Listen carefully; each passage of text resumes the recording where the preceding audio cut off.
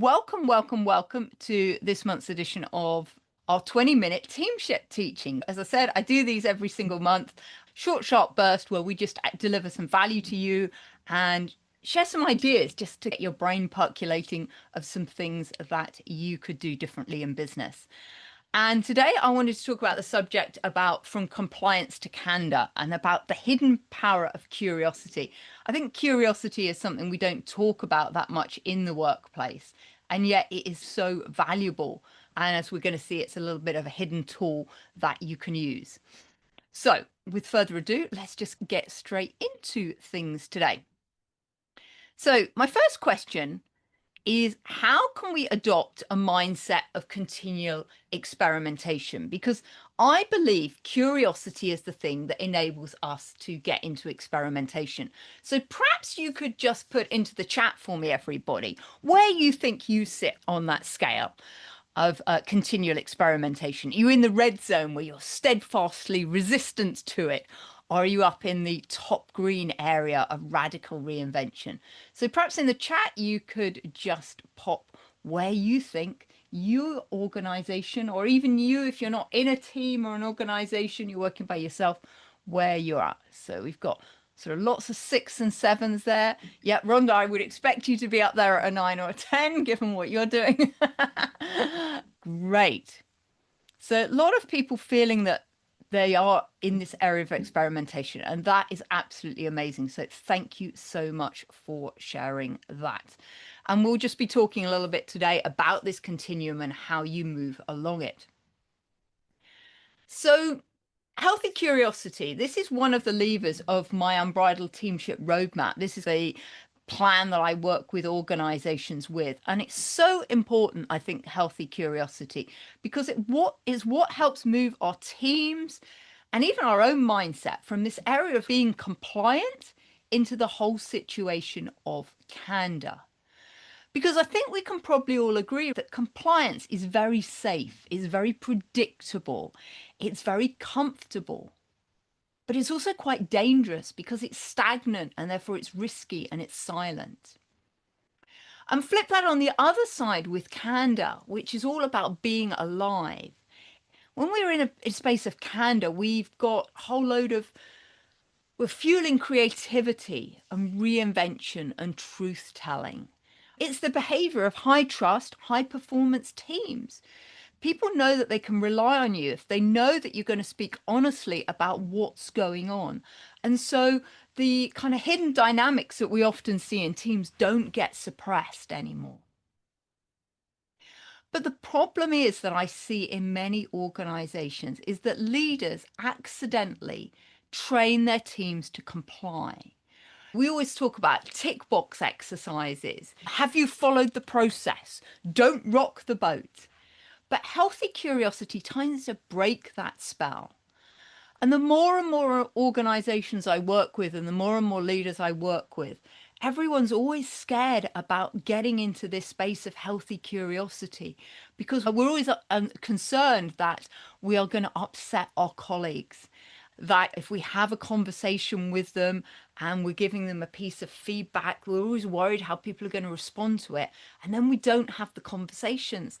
And I've seen the same happen with stakeholders and suppliers, where as a business leader, we don't want to lose that piece of business with an amazing client. So we don't actually really tell them what's going on. And the one thing I have learned, it's so important that we need to have these discussions because these discussions are the things that build trust, but they're also what create healthy boundaries, right, within the organization. I know many of you don't know me on the call today, but one of the things that I do within my business is that I actually partner with horses to help leaders develop leadership skills and create high performing teams. And so I draw a lot of my metaphors and analogies from horse herds and from nature. And I think the one thing that really stands out for me with horse herds is this, that they're always reading the environment. They're always asking questions. They're always being curious. They always want to go, is this safe? What's changed? What's the energy doing? And for them, curiosity is the thing that keeps them alive because as a prey animal, If they're not paying attention to what's going on in the environment and being curious, then that sneaky mountain lion could just come along and eat them. But the problem is we don't really do this in organizations. And if we don't have curiosity, then we have silence, and silence kills. Now, what I often see in organizations with, we need to be careful with this curiosity, is that somebody sees something, they see a competitor doing something, and they're like, oh, I've noticed that. And then they create this frenetic panic within the organization. Oh, God, we've got to do this, we've got to do that. Da, da, da. What's interesting is the horse is massively curious, but when they see something, they pause for a moment of discernment to decide, is that something they need to be curious about and respond to, or can they just be curious about it and know it's not going to have any impact? So they don't panic, they stay in awareness. So what we see then is curiosity becoming intelligence, and that intelligence becomes safety. And that safety then creates cohesion. And as I said, this is no different in teams. Because if nobody is asking any questions within your team and within your business, it's probably safe to say that something is already wrong. So let's have a look at what curiosity is, because I really want to reframe it for you. It's not about being nosy, and it's not about being difficult. For me, curiosity isn't about poking holes in things just for the sake of it, but rather healthy curiosity is this energy of exploration. Is there a different way we could do this? I wonder.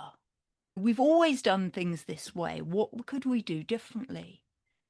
Curiosity is also about learning.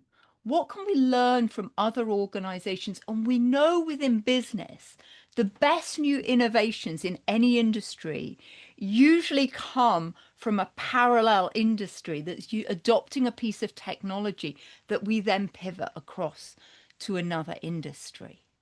So that means we always need to be learning and be open to what's out there. But it needs to be that we're always asking questions. And curiosity for me, questioning is at the absolute heart of this. How do we ask better questions to get better information?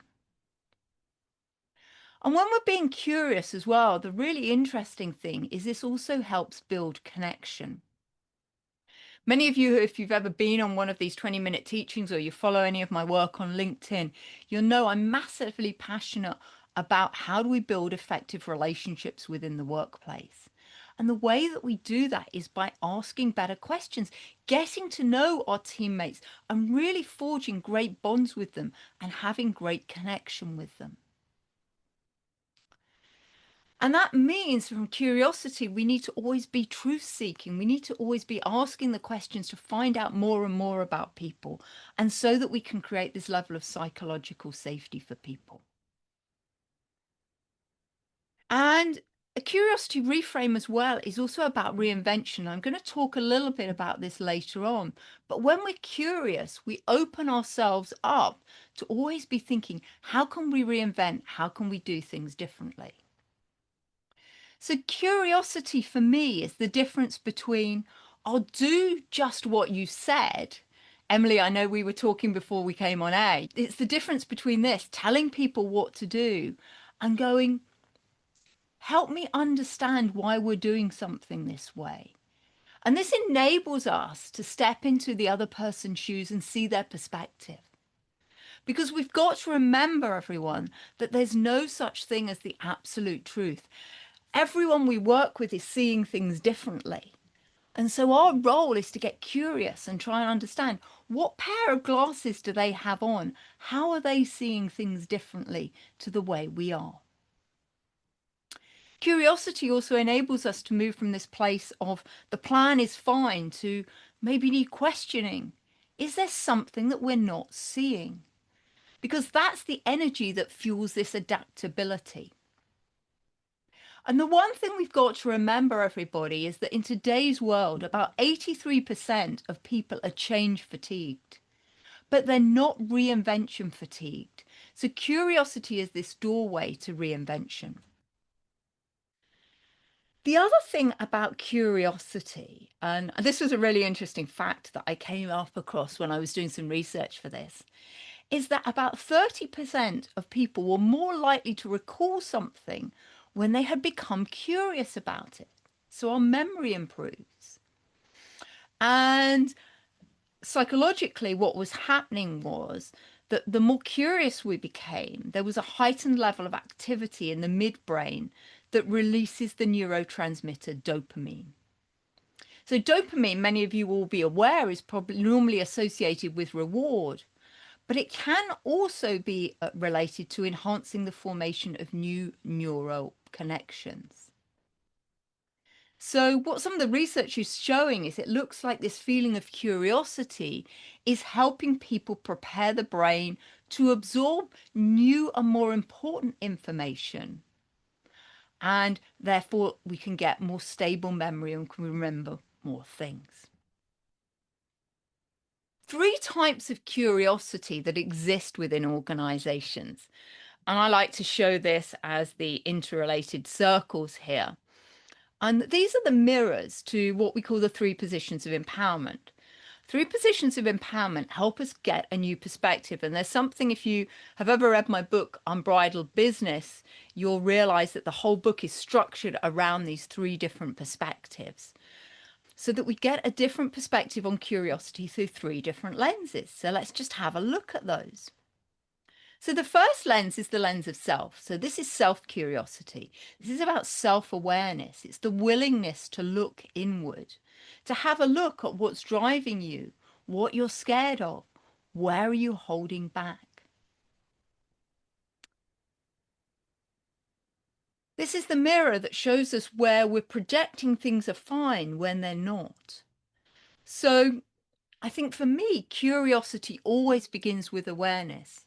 But as a leader, it's really important to realize that your team is only going to be as curious as you are. So as a leader, you set the tone for the level of curiosity within your organization. Now, the other great thing about curiosity is that it can improve well-being. And this was some research in Psychology Today. So being curious can be a skill that we can and should practice because it improves our well-being. So what about curiosity through the lens of other? This is the curiosity that really builds connection. It's all about the power of relationships. What's really going on for you? What are we missing about somebody else's perspective? I said to you earlier on, it's about stepping into somebody else's shoes. How can we see the whole picture together? And when we really get curious and see things through other people's perspective, this dissolves our ego and strengthens partnerships. And it opens the doors to collaboration instead of conflict avoidance. So when I'm looking at curiosity through the lens of others, I think we have this curiosity triangle that we need to think about. So we need to be curious about what's going on for our team. How are they responding? What's happening for them? How can we see the world and everything in business through their eyes? But also we've got curiosity from the perspective of our customers.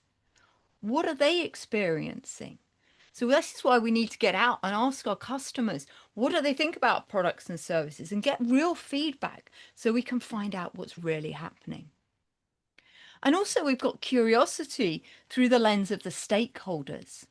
What do our stakeholders really need from us? Because unless we're curious and ask all of these questions, we start building a business that isn't meeting the needs of the people that it serves. And if we're not careful, then our business can quickly fall into decline because we're not adding value to the people we need to add value to. And then we see curiosity through the lens of the system or through the environment. And this is the curiosity that really transforms the organization. And it's about asking questions. Again, why do we always do things this way? What needs reinventing?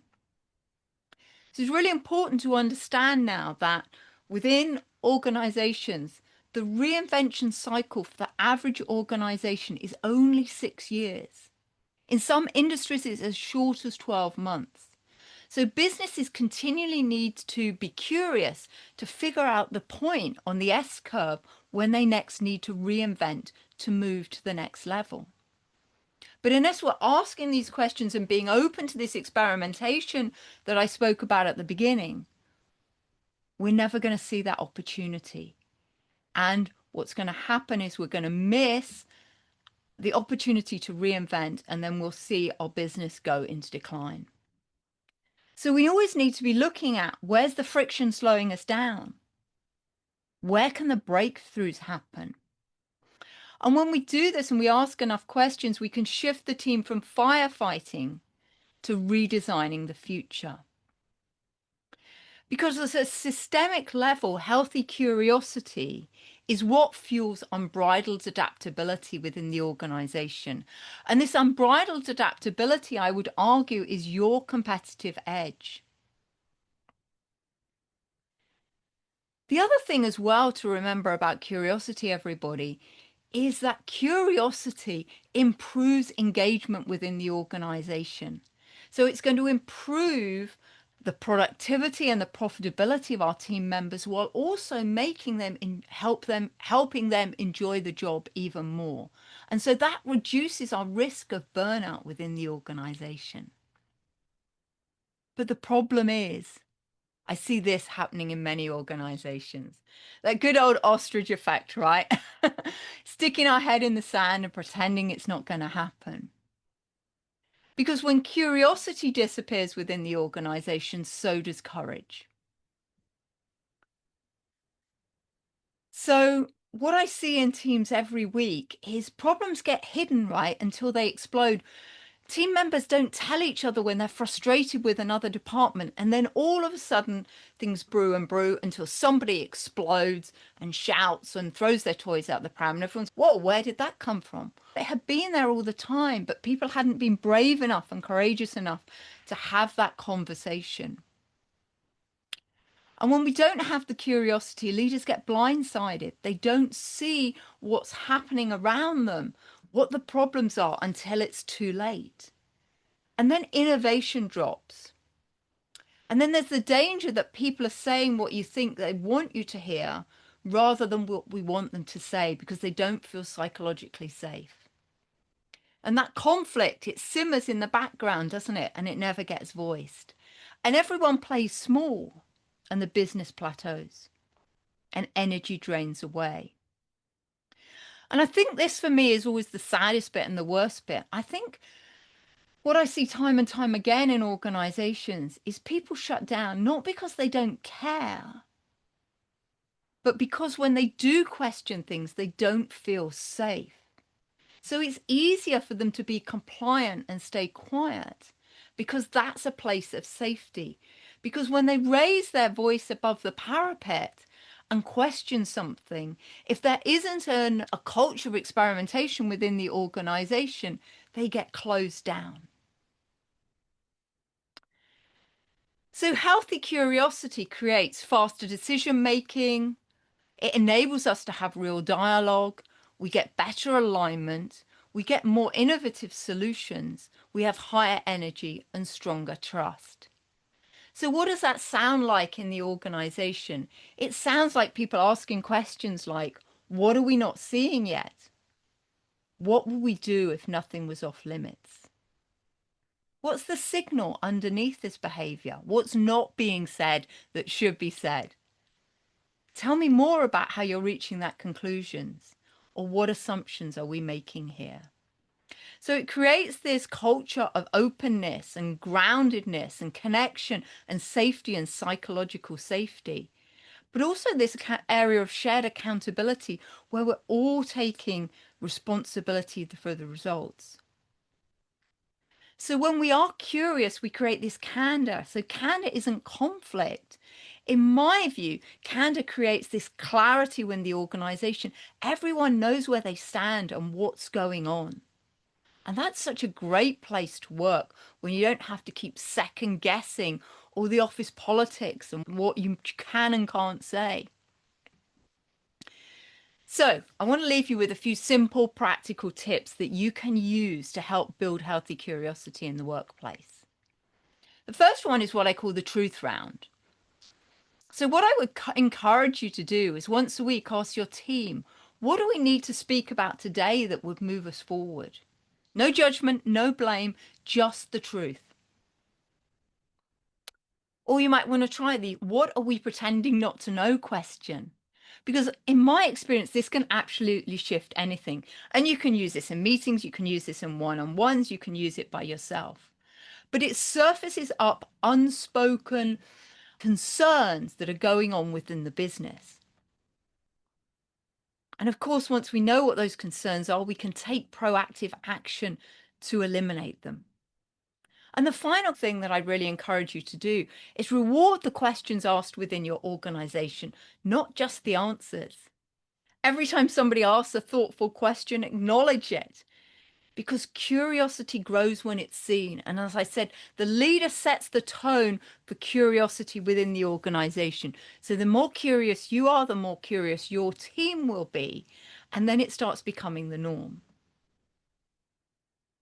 So for a moment, I would like you to just imagine your team 6 months from now, if curiosity was the norm.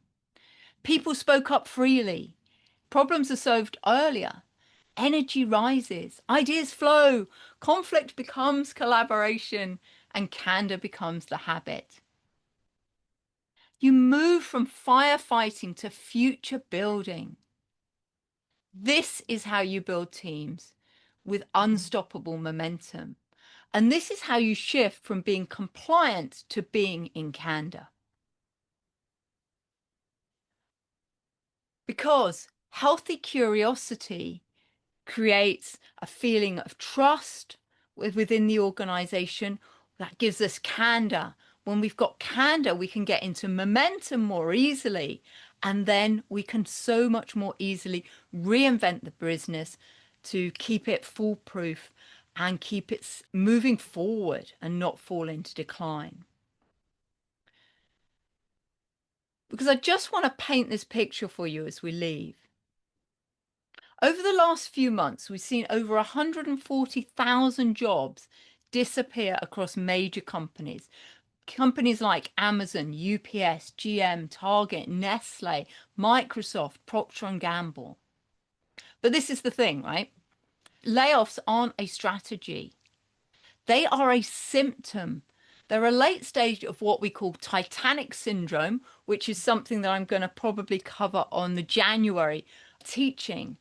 But it's a result of leaders not paying attention, not being curious to what's happening in the marketplace and pretending that everything looks fine when it's not. And we know we've got massive change going on in the world right now with AI in particular. And the organizations that are like our ostrich and stick their head in the sand, they're not responding. They're not being curious to how can we leverage AI for the next growth of our business. Because what we do know to be true is companies that practice continual reinvention, because they're curious, they're able to absorb shocks in the business cycle better and grow through them. Because reinvention isn't a crisis response, it's crisis prevention. And we can only reinvent when we continue to be curious about what is happening in the marketplace. So my parting question for you all today is, what are the early warning signs that are blinking in your organization that nobody is naming? Maybe it's a shift in customer behavior. Maybe it's a squeezing of your product margins. Maybe it's innovation is slowing. Maybe that talent is quietly leaving. Or maybe teams are working in silos. Just have a think about those over the next few weeks and think about, where do you need to start becoming more curious in your business so that you can create a culture where all of your team become involved, they're more engaged, they're more productive, they're more profitable, and you're having these candid conversations about what is going on within the marketplace. So collectively, you can help all make the business foolproof to move it forward. So if any of this resonates, you want to learn more, please feel free to go to and take the Turbocharge Your Team assessment. It's at businesshorsepower.com/quiz. So businesshorsepower.com/quiz. And then you'll be invited to take a complimentary if you turbocharge your team audit. The reason I get you to do the quiz first is so that we can use your time in the most effective way when we jump on an audit, because we know the areas of your business that need your most focus. I'd also encourage you to listen to our podcast. It comes out every Tuesday. It's called Impactful Teamwork. You can find it on Spotify, Apple Podcasts, and also on the website at businesshorsepower.com/podcast. And please also feel free to follow me on LinkedIn. I'm at Julia Felton. So with that, I'm just going to bring everything to a close. But I'm conscious we're at the top of the hour, so I thank everyone for your time and attention. If anyone would like to stay on and ask any questions, I'll be here for a few minutes, so please do feel free. But been such a pleasure sharing this with you. Please do come to our next one next month. But as I said, I'll be around if anyone wants to answer any questions, but conscious some of you might need to go. I like to honor your time.